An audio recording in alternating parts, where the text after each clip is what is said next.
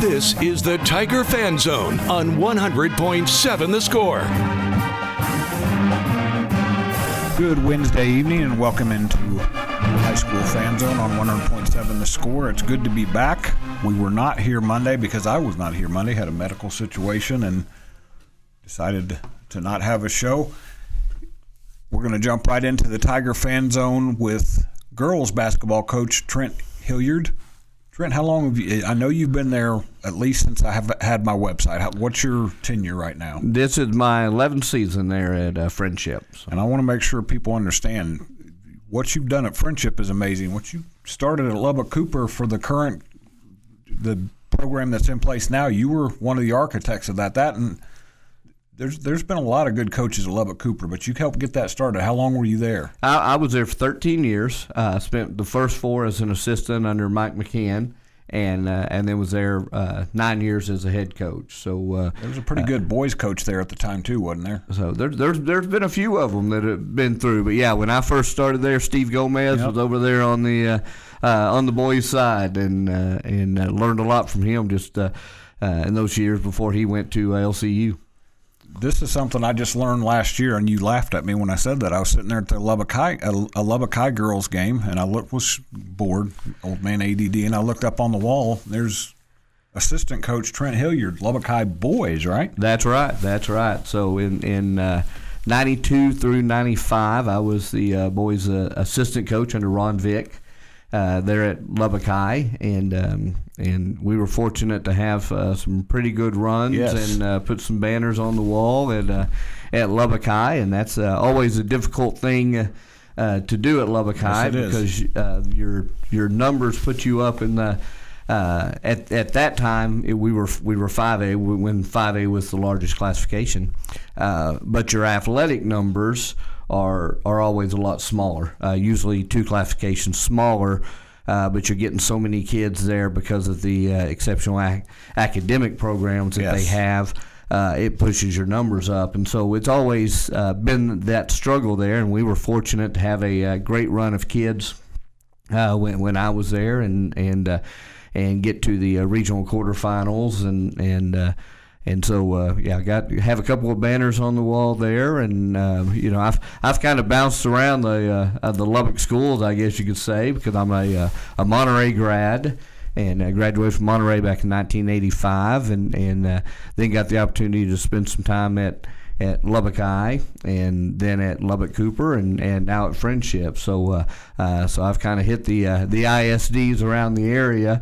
But don't feel like I move a whole lot because I spent quite a few years at each of them. I was teaching senior English when I left Lubbock Cooper, and I told those kids at the time, I said, I started at the same time you guys started as kindergarten, so it kind of makes sense that I'm graduating and moving on. So been there at Friendship now for 11 years, and it's just been a blessing to be able to be a part of the Lubbock athletic scene and Lubbock basketball, and having played in it and been able to coach in it and multiple places, boys and girls, has just been a lot of fun. Well, and just like at Lubbock Cooper, you stepped into a Friendship program that had a very solid foundation too. There's a couple of guys, fairly prominent guys, who spent some time there at Friendship as well. Exactly, and you had it's a place that you go and you don't leave. Yes, Jerry Northcutt and I have talked about that. You guys are like the Supreme Court out there. Yeah. The coaches that have been there for a long time. I followed Terry Lowry, that had been there for 15 years, who followed Sam Tipton, who had been there for 14 years. And so it's one of those that you go, and it's a great situation. They really prioritize athletics and the whole student extracurricular things. Our band, our theater department, all of that is valued there at Friendship. And so when you get there, it's a place that you want to be able to stay. And great situation. For me, like I said, I taught English for 24 years before I went out to Friendship, and then as the girls coordinator, didn't have those classroom duties anymore, and so it was a great opportunity to be able to do that, be on a 12-month contract, and I miss teaching those kids in the classroom, but I certainly don't miss grading all the essays and research papers that I had to do for 24 years. I understand that. I'm married to a kindergarten teacher, so you didn't have to do papers and stuff like that, but there's a lot more behind the scenes that people understand with education. So you were an English teacher, so I'll do the math here. The numbers you just mentioned, your 11th year, Terry Lowry for 14, Sam Tippin for 15. That's 40 years and 3 coaches. Yeah, exactly. That's amazing. Exactly.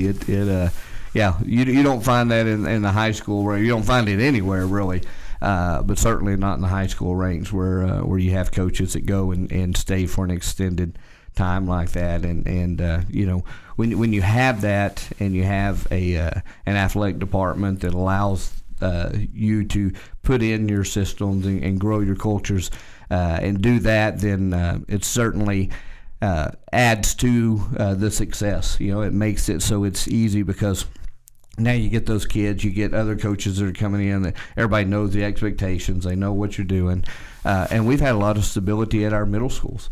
We've got middle school coordinators that were there before I was there. Wow. And have stayed, and so there's a lot of stability there as well. And we've been able to have head coaches be middle school coordinators that have kind of stepped down. Maybe some females that had some kids or just want to not travel as much and do things. So Friendship has definitely been a great place for a lot of coaches to go. Well, we're going to change. There's some change on the horizon pretty quick. There is. We're going to talk about that, but you hit on something we're going to talk about. We're coming up on a break here pretty quick, but you mentioned how players come into your program and know what is expected, know what to do, because what your girls are doing right now is very impressive to me. You guys, you can tell me, I thought the last year's team was one of your best, Absolutely. At least since I've had my website. You lost a lot of players from that. It's hard. I'm looking at stats. I'm looking at records. You guys haven't missed much of a beat. No, I've been pleasantly surprised at where we are. I think we're ahead of the schedule where I thought we would be, and now it's just a matter of, hey, you got to keep progressing and don't settle, and our kids have been doing a great job with that. We're going to talk more about that. This is the High School Fan Zone on 100.7 The Score. I'm going to give the reminder out again this week that after Thanksgiving we changed the schedule a little bit. We're on Mondays and Wednesdays only now. Monday night will be the 4 LISD schools. Let me make sure I try to remember this in order. Monterey, Coronado, Estacado, Lubbock, and then Monterey hits cleanup on Monday nights. That's from 6 to 7:30. And then on Wednesday nights, we're going to go Friendship, Lubbock, Cooper, and Liberty from 6 to 7 p.m. We'll be back after the break on the Tiger Fan Zone on 100.7 The Score.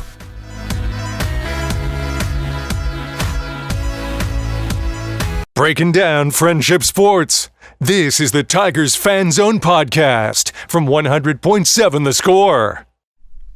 Welcome back to the Tiger Fan Zone. I'm Randy Rosetta. This is 100.7 The Score. I'm with Friendship Girls coach Trent Hilliard. We're going to jump right in.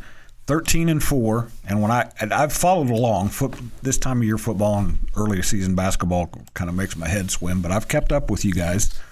Not only are you guys 13-4, you didn't wade into the shallow end with this team. You've played a schedule with a lot of teeth. Right. I think in our 17 games that we've played 2 teams that aren't ranked or haven't been ranked at one time in the season. So, it's funny because somebody was saying, I was talking about the ranked teams, and they were like, yeah, but some of them are 3A and whatever.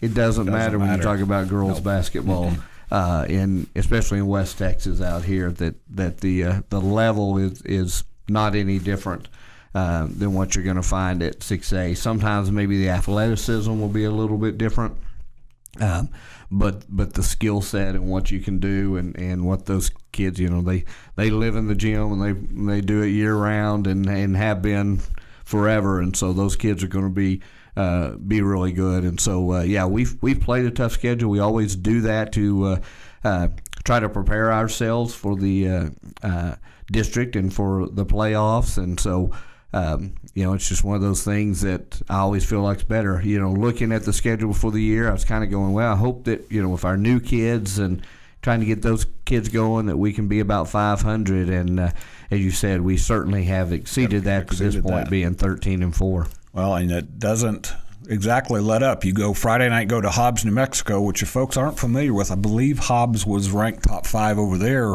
to begin the season. They've only played 4 games, but one of those they beat Lubbock Cooper. So they've exactly, yeah, they've moved up to number 2 in their rankings over in New Mexico. They've won. They didn't win last year. They lost in the semifinals as a state, but they won the previous 2 years. And they've got 3 or 4 kids that have signed or committed to play at the next level. One of them at a D1 school. And then you follow up with Seminole before Christmas, which I believe is also ranked. Yeah, absolutely. Yeah, Seminole I think is like number 8 in 4A. And their coach just hit a milestone, if I saw correctly. Yeah. What 800? Is that what it was? A lot of wins. I mean, ton of wins. Tri's been around for quite a while. When I was at Cooper, we used to battle him when he was at Abilene Wiley. When they had just fantastic players, went state 3 years in a row, and so yeah, Tri there at Seminole now, and outstanding coach, and he's got 2 daughters that are on the team. Okay, and they can shoot the ball. I tell you, that whole team can, and his daughters certainly can. Seems like coaches' daughters always figure. I just talked to Danny Wren's daughter today out at Liberty, and you watch her play. She's just a sophomore, but you watch her play, you see that Dad did some work with her. Absolutely. Those kids just grow up in a gym. They understand the game and know how to play. And then you go to Caprock, which I just saw that the brackets were released today. I need to dig into those a little bit. And then before you start district, you finish up with Farwell, which I know is good because I know they've already got a couple of skins on the wall against teams out here. Yeah. Farwell's a really good team, and we'll go over there and play on New Year's Eve. And so, it's one of those, you got to have the right mindset when you go to some of these places and some of these towns and go play and understand what you're doing. And our kids have a solid approach to games, I think. I think they understand that it's we kind of joke about it being a business trip all the time, that you go and you take care of business and go and play, and that emotions will get you a little bit, but ultimately it comes down to execution and doing things the right way, regardless of what the score is, if you're winning or losing, or who you're playing. And as long as you do those things and you keep getting better, then you're going to be all right at the end. And so that's what we try to preach. And so we play good teams that make us have to execute and do things right, and we don't care what level it is, and we'll travel if we need to go play on there or do whatever. So we just like to play good opponents. You don't have to search hard and long in West Texas. No, you don't. That. No, you don't.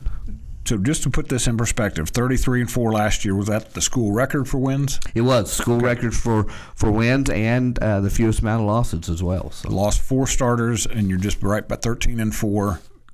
We're hitting the break here pretty quick. We're going to have Trent on again very soon once they get through this meat grinder a little bit. Maybe, I'm not sure what our schedule is over Christmas. May get you back on right before district starts to talk, because you'll know a little bit more about your girls then. Absolutely. But this is Friendship's been one of the surprise teams. There's always a team or two out here that kind of jumps off the page. You look at it first and think, they may take a step back. Well, Friendship is not taking a step back. They're 13-4. Have you slipped into the rankings, TABC rankings yet? No, we're not in the rankings, and we're fine with that. The great thing about basketball, we get to settle it on the court. Yes, exactly. There's no politics involved there. You get to get on there, which for sure. College football is a little bit different now, but yeah. That's going to do it for the Tiger Fan Zone on this Wednesday night. We'll be back after the break on the Pirate Fan Zone with Will Flemings.